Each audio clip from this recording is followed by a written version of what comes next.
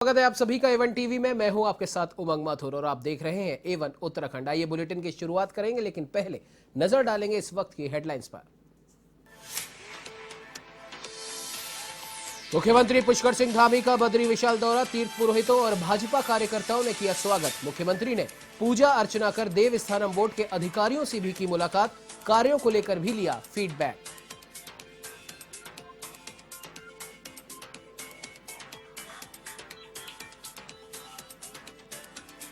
देहरादून में आंचल अमृत योजना का पुनः शुभारंभ, मुख्यमंत्री पुष्कर सिंह धामी ने किया आगाज। कैबिनेट मंत्री रेखा आर्या भी रही मौजूद।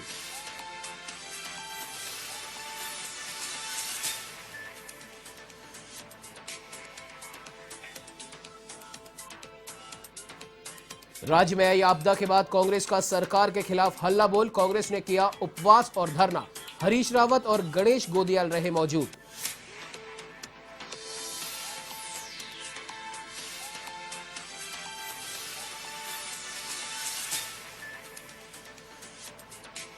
हरिद्वार में पकड़ा गया फर्जी आईपीएस अधिकारी,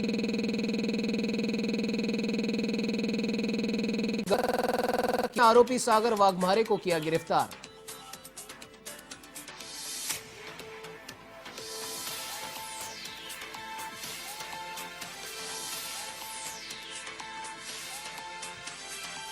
हरिद्वार पुलिस ने किया ट्रक लूट का खुलासा, तमंचे के दम पर लूटा था नामी कंपनी का 1 करोड़ रुपए से भी ज्यादा का माल। ड्राइवर की रिपोर्ट पर बदमाशों को लूट के माल के साथ किया गिरफ्तार।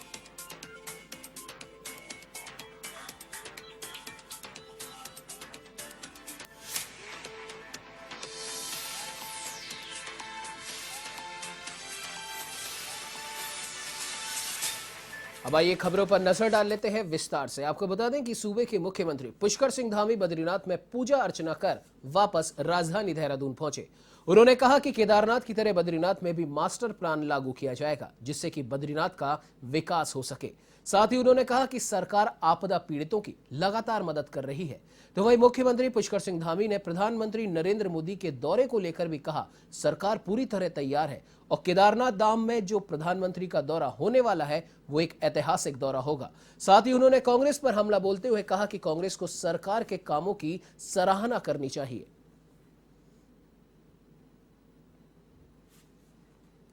बड़ा विशेष तो यह है कि आज तक सैकड़ों वर्षों में कभी किसी ने केदारपुरी के बारे में इतना सोचा नहीं जितना देश के यशस्वी प्रधानमंत्री जी ने सोचा और उस काम को अंजाम दिया। और शंकराचार्य जी की मूर्ति का अनावरण हो रहा है, वहाँ पर जो घाट बने हैं, उनका जो भवन बने हैं, उन सभी का लगभग 200 करोड़ से भी ज़्यादा के जो भवन हैं उन सभी का लोकार्पण होना है उस दिन। उनका काम पूरा हो गया है और 150 करोड़ के लगभग का जो काम अभी दूसरे चरण में होना है उनका वो शिलान्यास करेंगे और उन सभी कार्यों का निरीक्षण भी करेंगे। और शंकराचार्य जी की मूर्ति लग रही है जिसका पूरे देश में प्रसारण होगा। जो 12 ज्योतिर्लिंग हैं उन 12 ज्योतिर्लिंगों पर होगा। तो देहरादून में महिला सशक्तिकरण बाल विकास विभाग और उत्तराखंड सहकारी डेयरी फेडरेशन लिमिटेड के समन्वित प्रयास पर मुख्यमंत्री के मुख्य आतिथ्य और कैबिनेट मंत्री रेखा आर्या के विशिष्ट आतिथ्य में मुख्यमंत्री आंचल अमृत योजना को पुनः शुरू किया गया। कार्यक्रम का आयोजन होटल पर्ल एवेन्यू में किया गया और इस दौरान सांकेतिक रूप से 11 बच्चों को मुख्यमंत्री और विभागीय मंत्री ने दूध पिलाकर योजना का शुभारंभ किया। इस योजना के तहत आंगनबाड़ी केंद्रों में 3 से 6 साल के बच्चों को 100 मिलीलीटर विटामिन ए और विटामिन डी फोर्टिफाइड दूध सप्ताह में 4 दिन दिया जाएगा।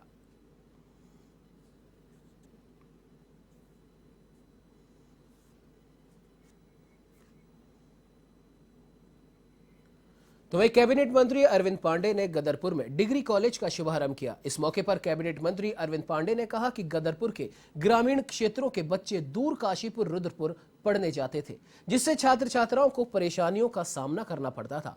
इसीलिए अब बच्चों के आने जाने का समय और खर्च दोनों बचेंगे। इस सत्र से 200 एडमिशन संभावित है और ज्यादा भी हो सकते हैं। इस मौके पर डॉक्टर नरेंद्र सिंह वनकोटी ने बताया कि गदरपुर में 7 विषयों पर डिग्री कॉलेज में पढ़ाई होगी, जिसके लिए शिक्षक भी मौजूद है और इस स्थान का भी चयन कर लिया गया है।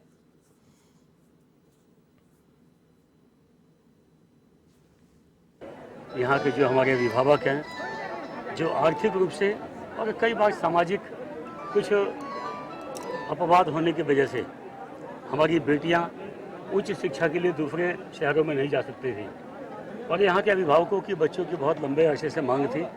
आज भगवान की कृपा से, हमारे क्षेत्रवासियों के आशीर्वाद से, आप लोगों ने मुझको आशीर्वाद दिया और हमारी सरकार ने इस महाविद्यालय की सौगात को पूरी किया है। मैं अपनी तरफ से अपने उच्च शिक्षा मंत्री जी, अपने मुख्यमंत्री जी और कैबिनेट के सभी साथियों का, पूरी सरकार को मैं धन्यवाद देना चाहूँगा कि यहाँ के जो अभिभावक हैं, जो आर्थिक रूप से कमज़ोर थे, सामाजिक रूप से कहीं ना कहीं कठिनाई महसूस करते थे, उन सबकी कमियों को पूरा करते हुए आज महाविद्यालय की स्थापना हुई। आज प्रवेशोत्सव का पहला दिन है। मैं उम्मीद करता हूँ कि हमारे यहाँ बहुत प्रमुख विषय हैं, 7 विषय हैं। उन 7 विषयों के तहत पहली बारी में ही 7 विषय स्वीकृत होना अपने आप में ऐतिहासिक काम है और मैं आपको विश्वास दिलाना चाहता हूँ कि मेन काम महाविद्यालय की स्वीकृति दिलाना, पदों का सृजन कराना, ये अपने आप में ऐतिहासिक काम है। तो वहीं उत्तराखंड कांग्रेस के अल्पसंख्यक प्रदेश अध्यक्ष ताहिर अली ने काशीपुर दौरे के दौरान प्रदेश सरकार को आड़े हाथों लिया।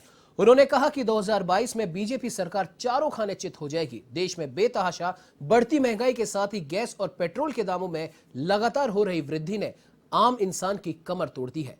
बढ़ती महंगाई के चलते देश में जहां अपराध और कत्लेआम तेजी से सामने आ रहे हैं, तो वहीं बीजेपी सरकार प्रदेश और देश की जनता को लूटने में लगी है।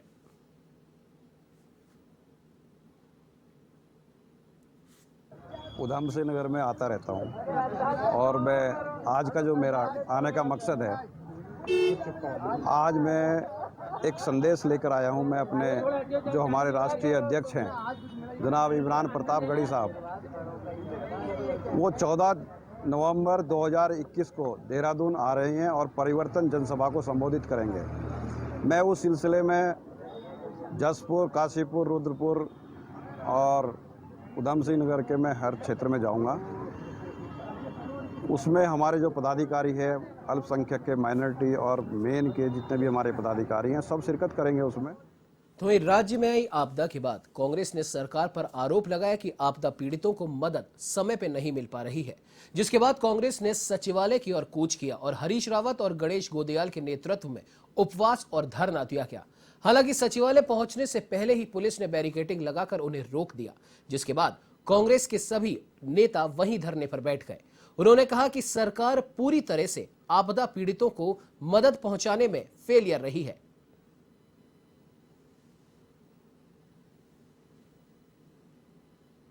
जिस तरीके से आपदा प्रबंधन में लापरवाही बरती गई है और आज भी लोगों तक पूरी मदद नहीं पता नहीं क्यों भाग गया। चलो ठीक है कोई। सारे राज्य के अंदर आपदा कोई इस आपदा को नहीं संभाल पाए तो इससे क्या उम्मीद की जा सकती है। तो हमने तब तय किया था कि दबाव डालने के लिए सरकार पर कि आप नहीं करोगे तो हम 28 तारीख को उपवास करेंगे। उपवास कर रहे हैं, सरकार ठीक तरीके से सब व्यवस्थाएं नहीं हुई है। चाहता हूं कि वो हमारे दुख और दर्द में सम्मिलित होने आए, अपनी राजनीति की रोटियां सेकने उत्तराखंड में ना आए। उत्तराखंड का व्यक्ति, अगर उत्तराखंड का हमारा आम व्यक्ति अगर ठान लेगा तो भारतीय जनता पार्टी को नाक रगड़ना पड़ेगा, लेकिन तब भी वोट नहीं मिलेंगे। ये दम्भ, ये घमंड उनका उत्तराखंड की जनता चूर करेगी। तो वहीं उत्तराखंड में विधानसभा चुनाव से पहले कांग्रेस बूथ स्तर को मजबूत करने में जुट गई है। आपको बता दें कि हरिद्वार के निजी बैंकेट हॉल में मेरा बूथ मेरा गौरव कार्यक्रम के तहत प्रशिक्षण शिविर का आयोजन किया गया। इस कार्यक्रम में उत्तराखंड कांग्रेस की सह प्रभारी दीपिका पांडे और नेता प्रतिपक्ष प्रीतम सिंह समेत बड़ी संख्या में कांग्रेस कार्यकर्ता शामिल हुए। जानकारी के लिए बता दें कि कार्यकर्ताओं को हर विधानसभा में बूथ स्तर को मजबूत करने और कांग्रेस की नीतियों को जन जन तक पहुंचाने की जिम्मेदारी सौंपी गई। इस दौरान सह प्रभारी दीपिका पांडे ने कहा कि मेरा बूथ मेरा गौरव कार्यक्रम के तहत कांग्रेस के बूथ स्तर के कार्यकर्ताओं को चिन्हित कर उनका सम्मान किया जाएगा। चुनाव से पहले इन्हीं कार्यकर्ताओं को ट्रेनिंग देकर भाजपा की जन विरोधी नीतियों को जनता के बीच ले जाने का कार्य किया जाएगा।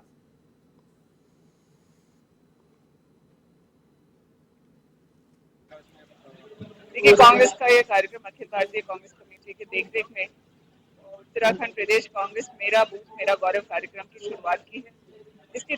यह कार्यक्रम काफी समय से हम लोग बूथ के कार्यकर्ताओं को चिन्हित करने का काम जो है वो हमारे नेताओं के द्वारा, हमारे जो संगठन के लोग हैं, जिला प्रखंड के लोग कर रहे थे, और अब उन्हें चिन्हित करके, उनकी पहचान करके कि कौन हमारे समर्पित कार्यकर्ता कांग्रेस की विचारधारा को लेके बूथों तक जाते रहे, गांव घर जाते हैं, जनता की सेवा में लगे रहते हैं। आज भी जब आपदा आई है तो हमारे बूथ के सिपाही सभी जगह राहत पहुंचाते नजर आ रहे होंगे आप लोग को।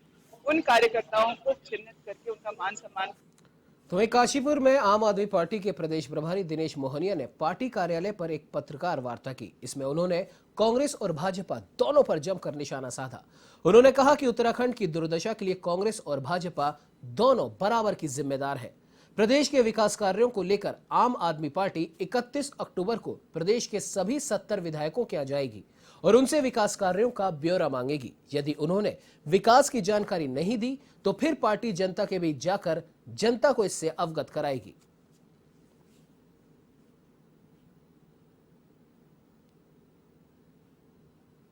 प्रदेश के सभी कार्यकर्ता 5-5-5 के फॉर्मूले पे काम करें और 5 काम केंद्र सरकार के, 5 काम राज्य सरकार के और 5 काम जो है विधायक के, वो जाके जनता को बताएं। हमारा ये मानना है कि इस बात का स्वागत होना चाहिए कि कम से कम मुख्यमंत्री जी बताने को तैयार हुए कि उन्होंने क्या काम किया है, क्योंकि अभी तक पिछले 5 सालों में केवल घोषणाएं हुई हैं, काम तो कुछ हुआ नहीं। इसी कड़ी में आम आदमी पार्टी के कार्यकर्ता अब 31 अक्टूबर को सारे की सारे विधायकों के घर कार्यालय जाएंगे और उनसे 5 साल का हिसाब मांगेंगे, उन्होंने क्या काम किया है। वो 5 काम हमें बता दें कि भारतीय किसान यूनियन तोमर के कार्यकर्ताओं ने सैकड़ों की संख्या में खानपुर पहुंचकर थाने का घेराव किया और खानपुर पुलिस पर बेहद गंभीर आरोप लगाए। किसान यूनियन तोमर के कार्यकर्ताओं ने कहा कि थाना कानपुर ने हाल ही में कुछ बेगुनाह लोगों को बेबुनियाद आरोप लगाकर जेल भेजा है। उत्तर प्रदेश से सटे खानपुर बॉर्डर पर भी खानपुर पुलिस की ओर से अवैध उगाही की जा रही है। खानपुर थाने में कोई भी कार्य बिना रिश्वत के नहीं होता। किसान यूनियन तोमर के कार्यकर्ताओं ने पुलिस के उच्च अधिकारियों के नाम एक ज्ञापन सौंपा, तो वहीं पुलिस क्षेत्राधिकारी BS चौहान ने जांच के लिए उन्हें आश्वस्त किया।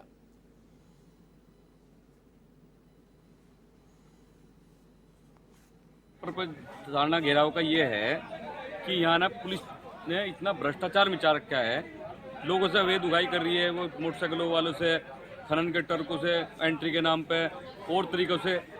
और दूसरा जो है, कई गरीब आदमियों को बिना किसी उसके जेल भेज दिया गया, बिना किसी क्राइम के, और कोई तथ्य पे नहीं है, कोई सबूत नहीं है, उसके बाद भी जेल भेज दिया गया। पैसों की डिमांड करी गई तो पैसे देने में असक्षम था और उसे उठा के जेल। तो वहीं हरिद्वार पुलिस ने पथरी थाना इलाके में पिछले दिनों एक युवक का शव मिलने के मामले का खुलासा कर दिया है। इस मामले में आपको बता दें कि पुलिस ने एक आरोपी को गिरफ्तार भी किया है, जिसने इस हत्या को अंजाम देना कबूल किया है। पुलिस ने आरोपी की निशानदेही पर हत्या के लिए इस्तेमाल में ली गई एक कुल्हाड़ी, ईंट और अभियुक्त का कुर्ता पाजामा भी बरामद किया। आरोपी मृतक युवक के साथ कई बार जुआ खेला करता था।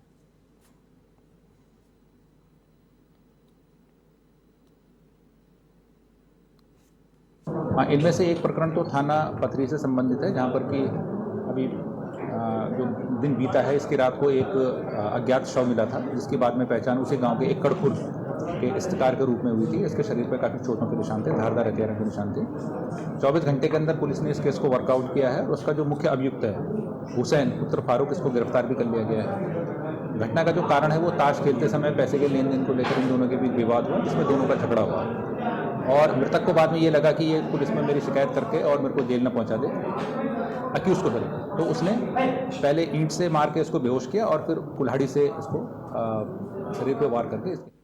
तो वहीं उत्तराखंड के हरिद्वार में पुलिस का एक्शन लगातार दिखाई दे रहा है। आपको बता दें, पुलिस ने फर्जी IPS अधिकारी को गिरफ्तार किया। फर्जी IPS अधिकारी बन पुलिस पर रौब जमाना पड़ा महंगा। गर्लफ्रेंड के साथ शहर कोतवाली पहुंच फ्री की व्यवस्था की कर रहा था मांग।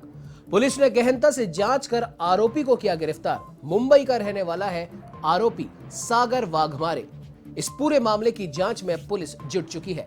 आपको बता दें, बड़ी खबर इस समय आ रही है। फर्जी पुलिस वाला बनकर फ्री में अपनी गर्लफ्रेंड के साथ व्यवस्था करने की मांग कर रहे व्यक्ति को पुलिस ने गहन जांच के बाद गिरफ्तार कर लिया है। मुंबई का रहने वाला बताया जा रहा है आरोपी सागर वाघमारे।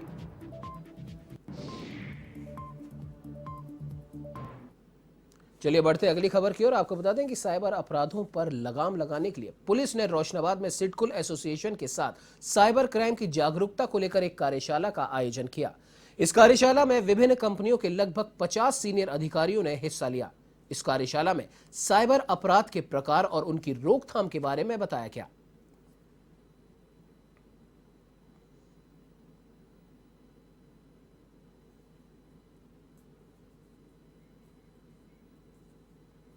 तो वहीं हरिद्वार के रोशनाबाद में अज्ञात बदमाशों के द्वारा तमंचे के बल पर ट्रक लूट के मामले में एसएसपी हरिद्वार ने खुलासा किया और बताया कि हिंदुस्तान यूनिलीवर लिमिटेड के 1 करोड़ रुपए से भी ऊपर कीमत के माल से भरे ट्रक के ड्राइवर को बंधक बनाकर लूट की घटना को अंजाम दिया गया था, जिसके संबंध में शिकायतकर्ता की तहरीर के आधार पर मुकदमा दर्ज किया गया था और अब मामले की तफ्तीश संयुक्त रूप से शुरू की गई, जिसके चलते मुखबिर के द्वारा सूचना मिलने पर ट्रक लेने आ रहे बदमाशों को बिजौली मंगलौर गांव के पास बने गोदाम से बरामद कर लिया गया।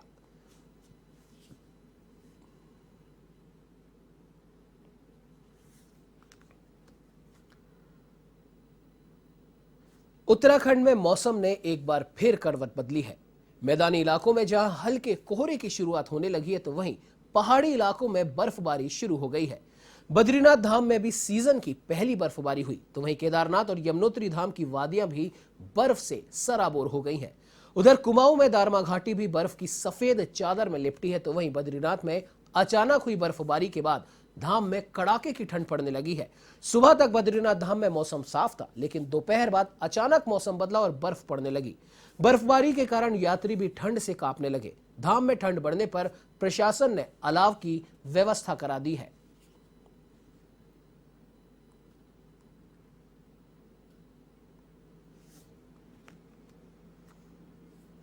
हरिद्वार में हाथियों को आबादी क्षेत्र में आने से रोकने के लिए वन विभाग ने बोट पेट्रोलिंग शुरू की है। प्रमुख वन संरक्षक राजीव भरतरी ने हरिद्वार पहुंचकर बोट पेट्रोलिंग को हरी झंडी दिखाई। आपको बता दें कि हरिद्वार वन विभाग का एक बड़ा क्षेत्र आबादी से लगा हुआ है, जहां आए दिन हाथी और दूसरे जंगली जानवरों के आने की घटनाएं होती हैं। ऐसे में वन कर्मियों के लिए वाहनों से पेट्रोलिंग करना मुश्किल होता है, जिसके लिए अब बोट पेट्रोलिंग की शुरुआत की गई है।